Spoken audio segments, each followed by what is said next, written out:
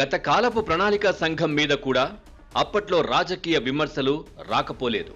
కానీ దానిని చరిత్రలో కలిపేసి నీతి ఆయోగ్ తెచ్చిన తర్వాత దీని చుట్టూ సాగుతున్న రాజకీయం మరీ భరించలేనంతగా ఉంది. శనివారం నాటి నీతి ఆయోగ్ సమావేశానికి 10 రాష్ట్రాలు, కేంద్రపాలిత ప్రాంతం నుంచి ప్రాతినిధ్యం లేకపోవడం ఆశ్చర్యం కలిగిస్తోంది. రాష్ట్రాల అభివృద్ధి, కేటాయింపులు, కోటాలు, వాటాలు ఇత్యాది కీలకమైన అంశాలను నిర్ణయించే ఓ ముఖ్యమైన సమావేశానికి విపక్ష పాలిత రాష్ట్రాల ముఖ్యమంత్రులు ఇలా గైర్హాజరు కావడానికి వారు చెబుతున్న ప్రధాన కారణం ఇటీవలి బడ్జెట్ కేటాయింపుల్లో తమకు ఉద్దేశపూర్వకంగా తీరని అన్యాయం చేశారని. మిగతా వారిలాగా కాక మమతా బెనర్జీ ఈ సమావేశానికి గైర్హాజరు, కానీ ఆ తర్వాత బైకాట్ చేశారు. తనను 5 నిమిషాలు మాత్రమే మాట్లాడనిచ్చారని, బడ్జెట్ కేటాయింపుల్లో రాష్ట్రానికి జరిగిన అన్యాయాన్ని చెప్పబోతుండగా మైక్ కట్ చేశారని ఆమె ఆరోపించారు. నీతి ఆయోగ్ సమావేశాలను విపక్షాలు రాజకీయం చేస్తున్నాయన్న బీజేపీ విమర్శ పూర్తిగా కొట్టిపారేయలేనిది. మమతా మాదిరిగానే ఆ సమావేశానికి హాజరై కూడా వారు తమ ఆగ్రహాన్నో అసమ్మతినో వ్యక్తం చేస్తే సరిపోయేది. అది జరగకపోగా విపక్ష పార్టీకి చెందిన ఒకే ఒక్క నాయకురాలు సమావేశానికి హాజరై తాను మాట్లాడుతుంటే మైక్ కట్ చేశారని ఆరోపించడం ఆశ్చర్యకరమైన విషయం. లోపల ఏం జరిగిందో తెలియదు గాని ఆమె చేసిన పలు ఆరోపణలను ఖండిస్తూ ఓ పూర్తి భిన్నమైన వివరణ ఒకటి ఆ తర్వాత ప్రభుత్వం నుంచి వెలువడింది. నీతి ఆయోగ్ను రద్దు చేసి ప్రణాళికా సంఘాన్ని పునరుద్ధరించాలని మమత ఎందుకు డిమాండ్ చేశారన్నది అటుంచితే, ఈ రాజకీయ వైరంలో ఈ సంస్థ ప్రతిష్ట క్రమంగా దిగజారిపోతుందన్న మాట నిజం.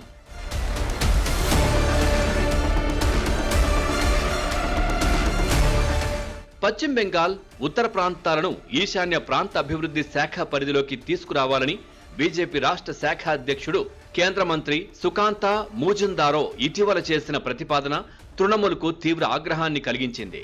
ప్రతీకారంగా మమత ఈ సమావేశానికి హాజరై ఏకంగా నీతి ఆయోగ్ రద్దునే డిమాండ్ చేశారని అంటారు. బెంగాల్ ఉత్తరాది ప్రాంతాలకు ఈశాన్యంతో చాలా సామీప్యం ఉంటుందని, అవి అభివృద్ధి చెందాలంటే కేంద్ర ప్రభుత్వం ఆధీనంతోని తన మంత్రిత్వ శాఖలోకి రావాలని ఆ బీజేపీ నాయకుడు ప్రధానికి స్వయంగా ప్రతిపాదించడం సహజంగానే వివాదాన్ని రేపింది. మొన్నటి పార్లమెంటు ఎన్నికల్లో బీజేపీ సగానికి సగం సీట్లను గెలుచుకున్నది ఉత్తర బెంగాల్ నుంచే. దానిని రాష్ట్రంగానో కేంద్రపాలిత ప్రాంతంగానో చెయ్యాలని బీజేపీ నాయకులు అప్పుడప్పుడు డిమాండ్ చేస్తూ తమకు అనాదిగా అన్ని విధాల అన్యాయం జరుగుతుందన్న ఆ ప్రాంతవాసుల భావనను సజీవంగా ఉంచుతూ ఎన్నికల్లో లబ్ధి పొందేందుకు ప్రయత్నిస్తుంటారు. మమతను గద్దెదించడం అసాధ్యమని తేలిపోవడంతో రాష్ట్రాన్ని నిలువునా చీల్చే దిశగా బీజేపీ కుట్ర పన్నుతోందని టీఎంసీ దీనితో భగ్గుమంది. రాష్ట్రాన్ని చీల్చే ఆలోచన మాకు లేదు, కానీ రాష్ట్ర బడ్జెట్ కేటాయింపుల్లో ఉత్తర బెంగాల్కు తీవ్రమైన అన్యాయం జరుగుతున్న మాట వాస్తవమని సువేందు అధికారి ఓ వివరణ ఇచ్చారు. పశ్చిమ బెంగాల్కు కేంద్ర బడ్జెట్లో ఎంత అన్యాయం జరిగిందో చెప్పి మీ రాజకీయం కోసం మా రాష్ట్రాన్ని చీల్చుతారా అని హెచ్చరించేందుకు నీతి ఆయోగ్ సమావేశాన్ని మమత ఉపయోగించుకున్నారు.